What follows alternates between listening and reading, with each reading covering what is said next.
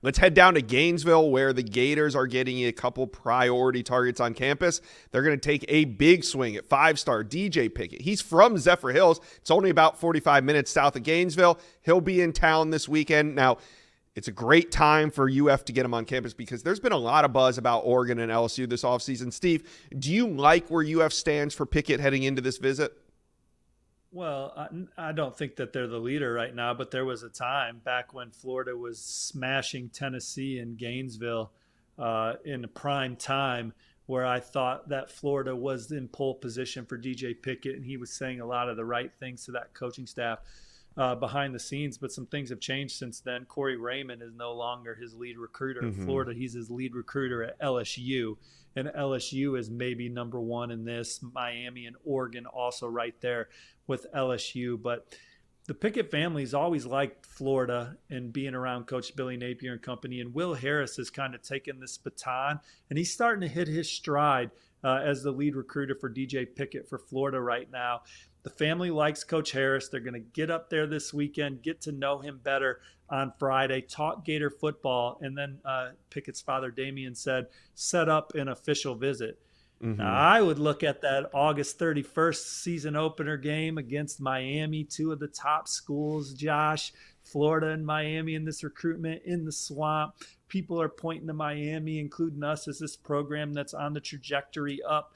And then a lot of other media pointing towards Florida and this brutal schedule that they have this year. But I like the way Florida's recruited under Napier and company. I like some of the wins that they've had in the transfer portal. I think that culture has had to have a significant turnaround there, and I think they've taken some massive strides in that department, and that's going to be a fun football game to open the season, and that's a game that could dictate a lot of these recruitments, including DJ Pickett, when these programs have to start lacing it up and pop pads. Miami versus Florida is going to be one of the most pivotal recruiting games of the year, potentially, that season opener in August, and we'll see if DJ Pickett locks in as official for that weekend or if he does a midweek during the summer. But he's not going to decide till the fall. He wants to watch some of his top schools play, Florida and Miami being two of them. All right, on 300 linebacker, IMG Academy 4-star Nathaniel Oswu Boateng will be at Florida as well this weekend. He's the number 4 linebacker in the country. Now, Michigan, Notre Dame, Ohio State, USC, all involved. Do you think that this is another one of these IMG prospects that could end up landing in Gainesville? Possibly. Now, Owusu Boateng, his family's been through this process before. His older brother won the Buckus Award at Notre Dame and now plays in the NFL. So recruiting their seasoned veterans here. He's been making a lot of rounds. He's been to USC recently. He's been to Michigan recently. He's been to Ohio State recently.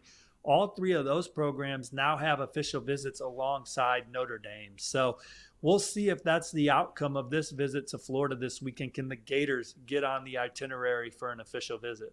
Yeah, it feels like Gator recruiting starting to heat up. And if you remember last June, UF went on an absolute incredible run on the recruiting trail. Steve, do you feel like they're setting up to do the same this year?